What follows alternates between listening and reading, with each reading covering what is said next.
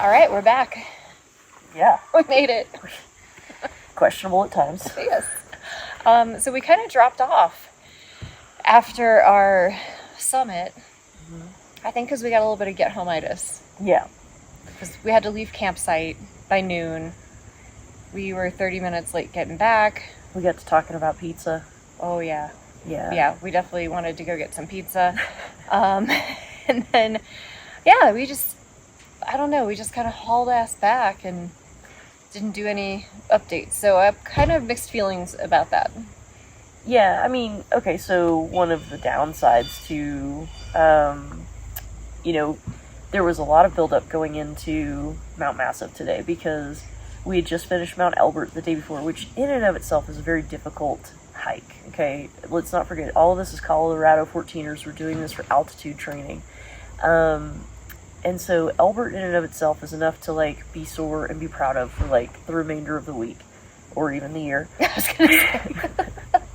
I would own that for the year. Right? But we decided that we were going to then go out and do something even bigger. Maybe not higher in elevation, but longer distance. So today we ended up with 13.1 miles of total hike distance. The elevation was only 200 feet shorter than Elbert? Barely. No, I don't even think it was that much shorter. They're 12 feet shorter. Yeah, we'll have to check the math on that because apparently people are stacking rocks in order to try to make Right. Massive bigger. But so Mount Elbert is the highest peak in Colorado. Mount Massive is the second highest peak. Yeah. And they're pretty close to each other. But yeah, I guess there was a little war going on with who would stack rocks on top of them to make. But they're within feet of each other for their final altitude. So to get up after the day after Mount Elbert, and again, actually even earlier than the day before, and to go and attack something just as high in elevation gain and a not much longer, I guess 4 miles longer distance. That's still a lot when you're... It was a lot. Yeah. So, we were very tired, we were very sore, but it was a really good challenge because what we are doing this for, and part of the reason why we do altitude check for people prepping for any of the Blue Side Adventure trips, is that we're trying to prepare you for these Nepal treks that are going to be high elevation. With the Mount Everest trek going 17 or 18,000 feet of elevation, the best that we can do here in the States, in the lower 48, is to go 14,000 feet, right? And what we found out last year on the Annapurna trek, which we didn't go nearly as high, but the thing is you push yourself really, really hard one day and then you're super sore all over your body, and then you have to get up the next day and do it all over again, right? And it's really not that much different. Now, I know that the other day we talked about don't push through when your body is just not there.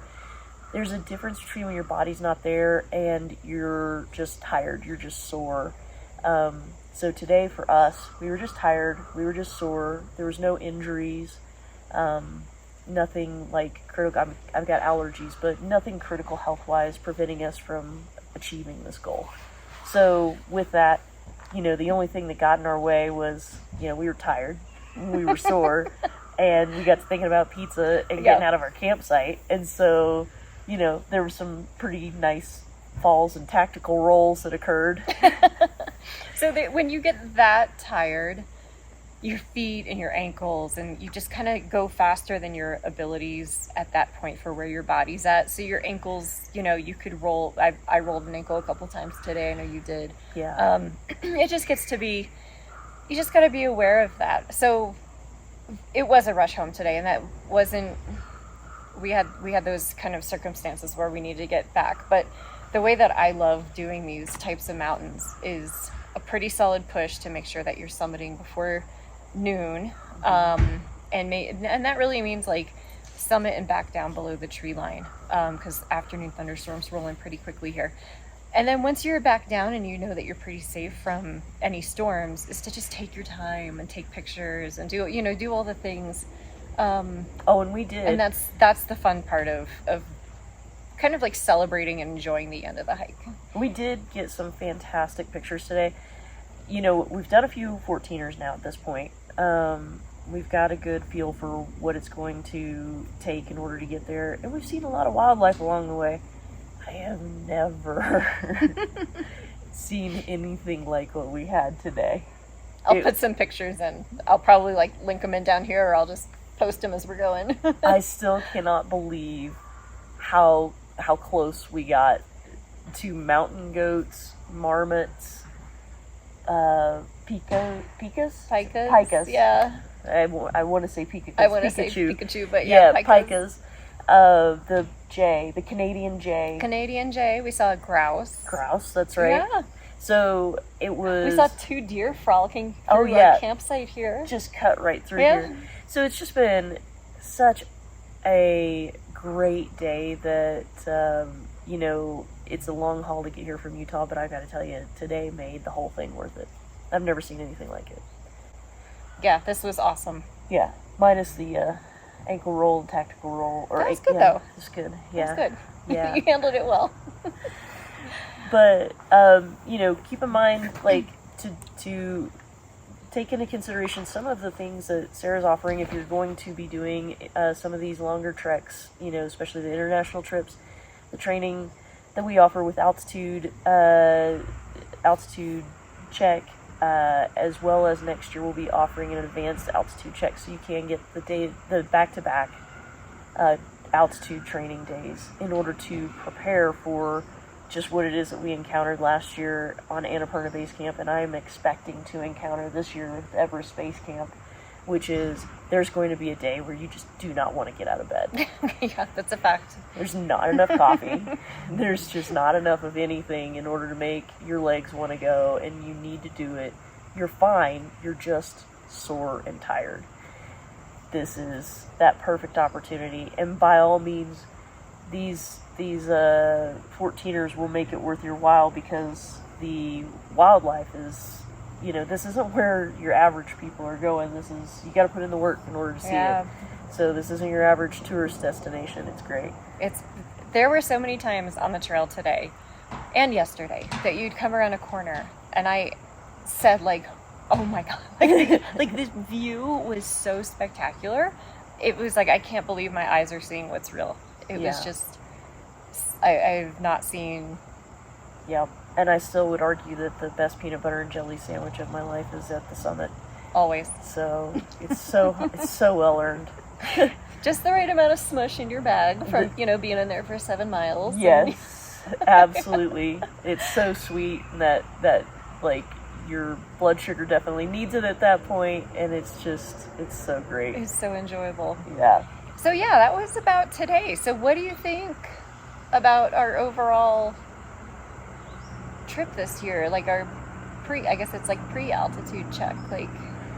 How are you feeling? You ready for our campers to come and take them up Mount Elbert? I feel so confident after this weekend. I look at this weekend and I think it can't get any better unless if I didn't have allergies. Except for, I know some of the people that are coming this year, they're just great personalities that we've trekked with before. We've been talking to them during the back home journey online, and I can't wait to meet them in person, number one. But it's just when I think this weekend can't get any better, I think about all these personalities that are coming to this and are going to be seeing this for the first time. And this exact spot too. We are testing out and checking out the campsite that we will be at for altitude check. So this is it. It's gorgeous. There's Turquoise Lake that's just a short 2-minute drive down the road. It's got hiking. We're bringing the kayak. We've got the paddleboard. Yes. I'm so excited for this. I would actually challenge some of our folks that are doing Elbert this year. Think about bringing some sandals and a towel, and maybe what we'll do after your hike is to stick your feet in the creek. Definitely. Afterwards, to ice off these dogs after they get the hot spots coming downhill. Yeah. Because you do come screaming down the hill, hitting the brakes. So, boy, that was shocking. But it was amazing. It felt so good. It felt so good. After that first 2 minutes, it feels so good. Yeah, we'll do that. Yeah. We'll have everyone bring their we'll put extra camp chairs in the vehicles, and we'll have a little chill sesh. Bring your sandals for post hike. Yeah, definitely. So, no, it was great. And I'm trying to even think of like any advice afterwards, other than I accidentally packed too many savory snacks, because that salt is always my go-to. Oh, and you want a sweet. I needed a balance. Yeah, I had a pretty good balance, I think, because peanut butter and jelly and gummy bears are my jam. Yeah. So, like, those will always be in my bag when I'm hiking, and I just love them. I'm trying to think of some other tips as well. I think it's maybe not necessarily tips for altitude check for this weekend, but for just the training overall that you're doing for high elevation hiking. I can't reiterate it enough. The Mountain Athlete program that all of our trekkers have, whether they're coming to altitude check or any of our adventures, and you can even buy it as a standalone program. It trains you for endurance trekking, and we do it by heart rate. So if you're not familiar with your heart rate while you're working out and which zones that you are in, you can ask me, we can talk about this, but really get familiar with that, because I think the way that you and I understand our heart rates and how we exercise off of that and how we prepare and how we hike for that is how we can do these back to back. Yes. And get through a really tough trek in one day with that hiking, because we're not redlining it the whole time. Right. We're working within that zone that was going to push you, but you're not going to completely wear out and not being able to finish because you've just totally burned yourself out too early. So one of the things that I've incorporated into Mountain Athlete is a lot of cross training. Mm-hmm. So you do your trek as your main workout, or your hike as your main workout.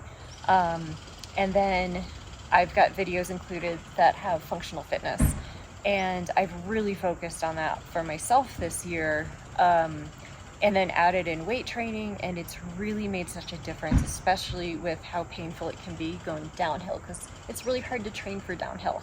So by doing squats, there was a time today where I rolled my ankle and then I jumped right into like a deep squat with my backpack and then stood right up and kept going. And I really attribute that to having hip mobility and having the strength of doing the squats. Yeah. My back has been a bit sore. I've noticed that I've been like a bit hunched, but that is what's going to happen when you carry a pack for a long time, and we haven't really done any of the counter mobility stuff to unglue that yet. But that kind of stuff core exercises, all that I feel has made me a much stronger hiker and trekker, and it's something that I am just going to double down on. Mm-hmm. And keep doing safely, but make sure that that is a non-negotiable part of my exercise routine. And it should be for you as well if you're interested in getting into this stuff, or you're coming on any of these adventures with us. So you've really pushed that with me this year as well, with the squats and the lunges and things like that. Not just front lunges, not just back lunges, side lunges, all of that. And so that you're right, it actually did occur to me at numerous times today that I was doing a lunge. This is uncomfortable. I don't like it. I'm 7 miles in and I'm exhausted, and here's another lunge. And even as we were getting ready to summit, Mount Massive has a significant amount of scrambling involved. So there was one point where I put my foot up on a rock, and then I reached up and grabbed up top, and then I like just drug my other foot up there, and now I'm hanging here with my pack, and I'm in a squat, and I'm like, this is squats at 7 miles and 14,200 or something, Yeah, exactly. And it's that point where you feel the burn, the lactic acid in your quads, and it's like, but it's fine. We do this. Yeah. And so it's that confidence and repetition of motion, and the training of the muscle, and you know that your body's going to show up and do it because you brought it through that repetition so many times. So, I really think that you've done a great job with pushing a well-rounded fitness program this year, and today I really, really felt it. As we were going through some of those really challenging parts of the trail, huge drop-offs and things like that. That deep, I guess that's the equivalent of a lunge, but Yeah. there was just a lot of times where it was like, yep, we've done this, just do it again. Do it again. More lactic acid. Exactly. So, I think that's about it for our after action for this. I'm looking forward for altitude check in a couple of weeks and seeing everybody. And if you have any questions, hit me up. And I am looking forward again to seeing everybody and then getting ready for our fall adventures in Nepal. Yes. So, see you guys soon. Bye. This mosquito, I'd like to see it never again.